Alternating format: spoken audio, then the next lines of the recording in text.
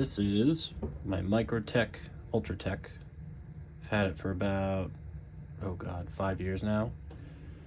Lately it's been having a lot of issues with deploying where it'll come out very haphazard and it won't go in all the way either. So, I'll show you guys how I do a little bit of maintenance to try and keep this puppy running a little bit longer. But if you can't get it out, we'll come in as far as we can. Fill her up with good old WD-40.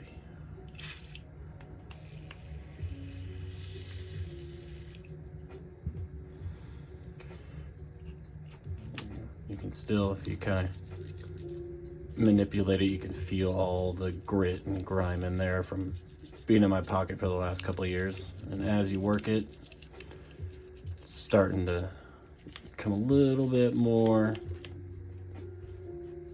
free. So if we lock it out, polish her off real quick, give it a quick shot. Nope, still very full actually, so you're gonna have to let all of it fall out. There we go. Might take a few more, but there we go. Still hear some of that grit in there, but immensely better than it was.